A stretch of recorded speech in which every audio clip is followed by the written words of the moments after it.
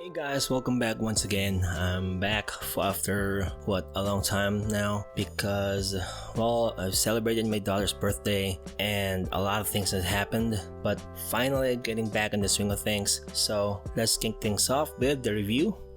This time it's Master Grade Gouf, and the review starts right now.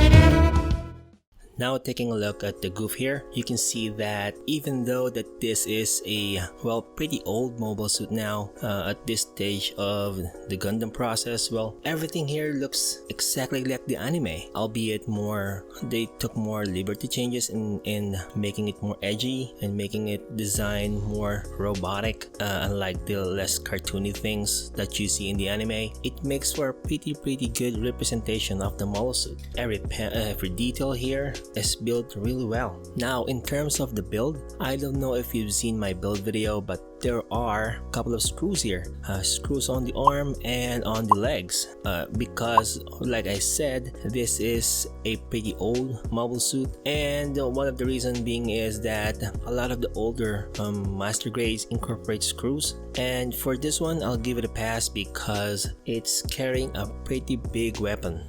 More on that in just a second here, but the sculpting here is perfect. I couldn't ask for a more better representation of the Gouf, and some of the problems tend to show up in these older master grades. Like you see, panel lines here are really bad. You can see panel lines, they are really not hidden very well, and nub marks, a poor nub mark placement here, but hey, you have to give it to Bandai. They're trying their best, and for its time, it's pretty good. Now in terms of joints here, being that this is some of the joints here are screwed together, you can expect some level of stiffness here, and everything here is, it's to your preference. You can tighten or loosen the screws here, but I've just put in the minimal effort here so that the joints won't break if it's too tight. And as you can see there, especially on this left hand, I particularly tighten the screws on this one. Also in the legs here, you really have to tighten everything, but there is a lost cause for the tightness of the joints, which I'll explain here, because some of the ball joints are quite loose, especially on the feet. Yeah, you have the tightness of the knees here, but it's all pretty wobbly because of those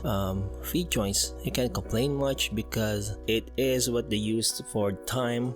A lot of master grades before are just using ball joints for the feet, so what are you gonna do? It is what it is, and at least they tried. A for effort, I guess. Now in terms of gimmicks, a lot of the master grades out there, the gimmicks on the past, especially with mono-eyed mobile suits, or the cockpit hatch, and in this case the cockpit hatch right here is really hard to get at, but nothing with a little bit of prying here, and as you can see the pilot there, it's neatly tucked away here. And you can also move the mono eye, but unlike the older the newer master grades, this one is a little bit finicky. You really have to just move eye inside here. There's no controls even when you remove the top headpiece here. Also, when you look at the box, it says that the inner frame here is gray colored. I don't know if that's a big deal to you, but when you see the build video, the inner frame for this one is the same color as the outer armor.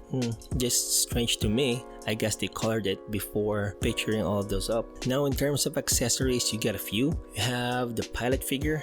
They do all those pilot figures, those big pilot figures before, and they also give you extra screw. I don't know, maybe if you lose another screw, and extra beads here for the tubes, as well as two kinds of stickers. There's the stickers which I hate. You should definitely throw it away in the trash when you first see it, and the second one is the tri-transfer decals, which are great. And for the weapons here, first thing that I will show you is this one. It's a wire, which is a grappling hook, and what you're gonna do is just from the right hand here, you can see that there's a pin here. You'll just remove that and then insert this one so you can pose the Gouf like, I don't know, Spider-Man, or whatever grappling action that you like to pose the Gouf in. That is pretty cool. Also, you get this monstrosity. This is the reason why a lot of people are buying the old Gouf, the Gouf Custom, and well, this alone is really great. It's the main piece. It's also the most difficult thing in this mobile suit because look at this. The complexity and the weight of this is what gives problems posing the Gouf. You can see it on the promo boxes. They can't even pose it enough. They'll just show you the Gouf just handling this one. It's divided by 3 weapons. First that we have here is the sword, and the sword is neatly sheathed away here in the shield and just being held on by friction. And what you're gonna do is just remove the sword and attach it to the hand so you can do some basic poses with the Gouf holding his sword. Next thing underneath all this is when you remove this one, this is the arm machine guns here, or arm cannons. I really don't know the exact definition, but they are one of the Gouf's primary weapons before that ridiculous shield and Gatling guns. Attaching this one is fairly easy. Just use this piece and you put it around the arm, and there are grooves which will align with the arm in place, and then just attaching this piece together with the cannons, and there you go. And for the last item, this one, all you need to do is there is a peg here, and you're just gonna align all the things with the peg and the hands to the handle, and well, you've got one of the most ridiculous weapons all of the mobile suits. That is way before the unicorn came into existence with those ridiculous weapons, but hey, for the time, the Gouf Custom really has enormous weapons, and with that, you really can't complain with what you're getting at with this small kit. The only problem with all that is the posing in this guy. Since this is a old mobile suit, what you're gonna really do is just for the head, you can rotate. You'll just have to be careful. For the arms, it can rotate. The hands can swivel. Only that 90-degree bend. Hands on the ball joint. Waist can't spin really. That's the least, and well, let's just say 0. You can't do any waist spinning action right here.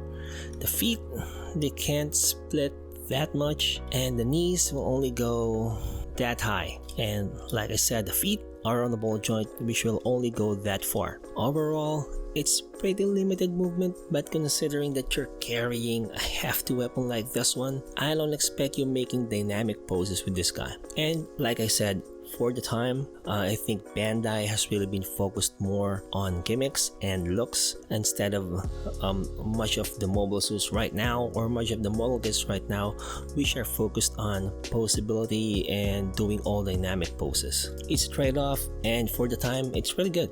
I really can't complain. Overall, with the Gouf Custom here, what you're really getting at is a semi-posable Gouf Custom with the looks to back it up. It's a really awesome mobile suit, and for others, they're really looking for this ridiculous weapon right here. And well, you don't see this one. You often see this one when people are making customs on the internet, because it is one of the famous mono-eyed mobile suits out there, and the customizability of this guy is fantastic. So for an older mobile suit, an older mobile kit, it's still a great addition to your collection. Get it, you won't be disappointed. I know I am. I'm loving every single minute of building this, even though it's like turning back the clock on these older mobile suits. It's fine. And well, with that out of the way, I hope you guys like it. I hope you guys subscribe for more, and I'll see you again next time.